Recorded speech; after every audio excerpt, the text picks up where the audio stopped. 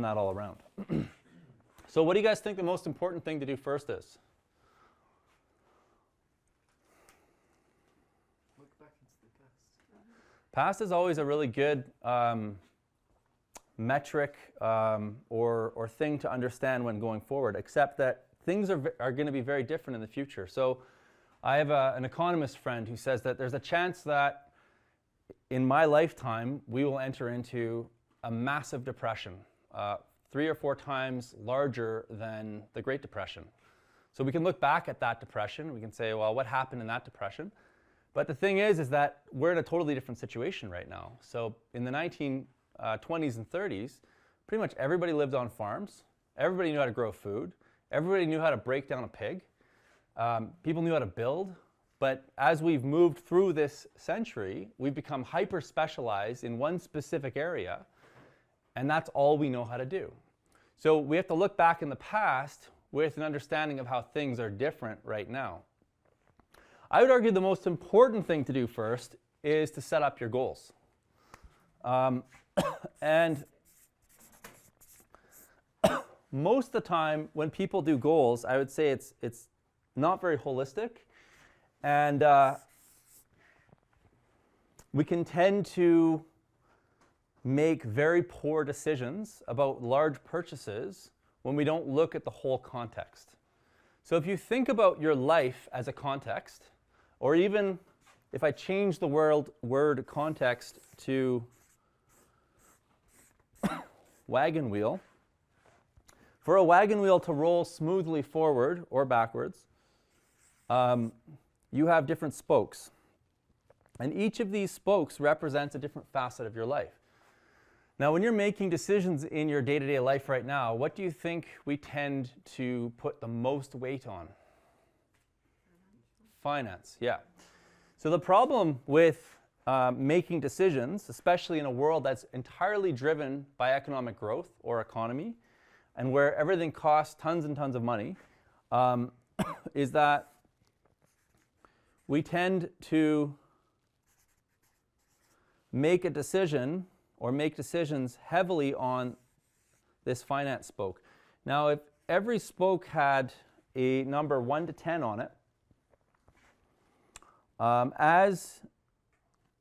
and you rated your life based on different facets of your life, we might, maybe a lot of you guys are very happy financially right now, you might choose those as 10, but if you looked at the family or the marriage or even your resilience, things that are fundamental, and we could actually even replace that with security. Maybe this is hobbies or free time.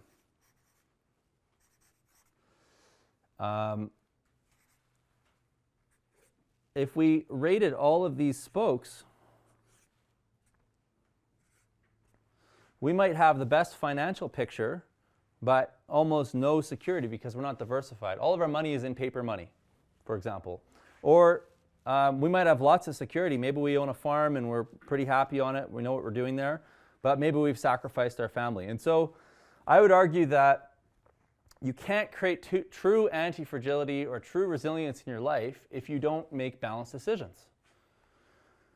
So one of the things that we help clients with, and you guys can do this on your own, I think it's one of the most important fundamental steps before anything happens, is to define what I call your holistic context. And pretty much everybody is going to have a fairly similar holistic context because we all generally want the same things. We want good relationships, we want clean food, we want clean air, we want healthy family, we want to be making decisions that are financially beneficial for us, we want to be surrounded by community. I mean, these are all fundamental things to being human and being happy. And so what we find is that when we actually take the time to do a holistic context, we make far better decisions because what we generally do is we create a tool that will help people to understand how specific decisions are going to impact the different facets of their life. So there's this quote that I love to use, which goes something like this. Without a destination, any wind is a bad wind. So every day we get inundated with opportunities and potential decision-making points.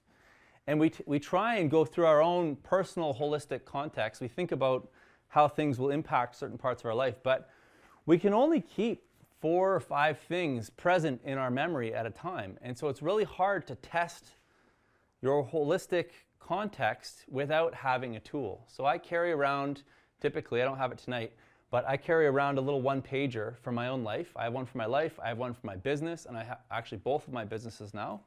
And I test my decisions to see whether or not certain, whether those decisions are actually going to propel me forward, keep me in one place or where I am right now, or actually put me backwards. Most of the decisions that we make right now, and I should actually separate that out. So if you think about grocery shopping, we're really good at that. We're really good at making $5, $15, $20, $50 decisions. But when it comes to making $500,000 decisions, because we only make a few of them in our life, if we're lucky, we tend to be really bad at that. And 9 times out of 10, we make those decisions entirely based on sentiment. Oh, it's so beautiful. And I've been to more consultancies where people have these great visions of what they want their property to be, only to find out it's not possible. And what's the cost of that? I mean, you've got real estate fees and you've got the hassle of having to move. So it's best to get it done right the first time. And in order to do that, you've got to do the work. Okay? So setting your goals up is really important. Once your goals are set up, there might be 15 different ways to go about achieving that. So I'll give you an example. For me to be really happy and feel like I'm anti-fragile, I want my kids to live in a healthy environment. I want to have clean food, clean water, clean air. I don't want to feel like I'm rushed. I hate feeling anxiety in my life, and that's something that I can control. It's interesting how many clients I've met who get into these massive mortgages or massive debt situations, and they have constant anxiety, and they just kind of get used to it. But when you really ask them whether they like it, well, they usually say it's like, oh, I can deal with it. I've had worse before. But you don't have to. You don't have to have anxiety and live in a resilient way. So when I look at what security means for me, I actually break that down. I break all of these things down. And one of the things that I need to feel security in my own life is not to have massive debt over my head.